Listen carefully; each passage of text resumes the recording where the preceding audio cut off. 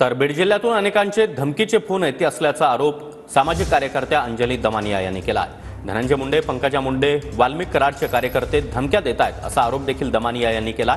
नरेंद्र सांगळे नावाच्या व्यक्तीकडून देखील धमकीचा फोन आल्याचं दमानिया यांनी म्हटलंय। इतकंच नाही तर सोशल मीडियावर माझ्याबाबत आक्षेपार्ह पोस्ट केल्या जात आहेत असं देखील दमानिया यांनी म्हटलंय। मी कुठे समाजाला एक चकार शब्दाने म्हटलं, त्यानंतर मी एक नाही 2 ट्वीट केले। तुम्ही एक तरी ट्वीट वाचलेत तरी का मला आधी सांगा। नाही, आमचं लक्ष आहे ना त्याच्यावरती। कशावरती आहे?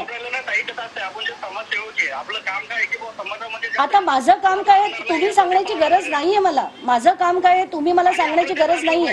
हे काय होतं की ताई जे मॅटर झालेलं आहे याच्यामुळे राजकीय लोक कोणी बाजू घ्यायचा प्रयत्न करतायत। मी तुम्हाला तेच सांगतेय, समाजामध्ये ते निर्माण होणार मी तुम्हाला तेच सांगतेय की भगवान बाबांसारखी लोक, ते संत महात्मे जे होते, जे कीर्तनातनं प्रबोधन करायचे, अशी लोक आता उरली आहेत का?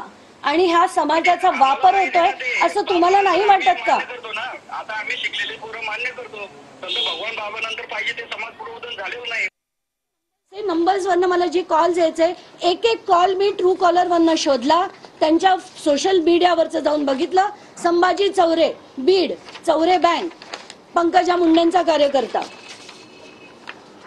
हा नंबर, याच्यावरनं एवढे कॉल आले आणि हे मी अक्षरशः एक तासाचं म्हणते। मौली शिरसाट यांचा आज सकाळी पुन्हा फोन आला होता, त्याचे पण मी कॉल एका चॅनल बरोबर केलेला आहे। मोहन आघाव यांचा पण बघाल तुम्ही, महाराष्ट्राचे राज्य कृषी मंत्री माननीय श्री धनंजय मुंडे यांचे पोस्ट करणारा हा माणूस इतके कॉल करतो मला। हा तो मोहन आघाव, यांचे सगळ्यांचे नंबर मी दिलेले आहेत। या सगळे जेवढे माझ्या आताचे 5 दिवसाचे कॉल रेकॉर्ड काढावेत, परत ज्यांनी मला फोन केलेत त्या प्रत्येक माणसावर गुन्हा नोंदवला गेला पाहिजे। माझ्या आताचे 5 दिवसाचे कॉल रेकॉर्ड काढावेत, परत ज्यांनी मला फोन केलेत त्या प्रत्येक माणसावर गुन्हा नोंदवला गेला पाहिजे।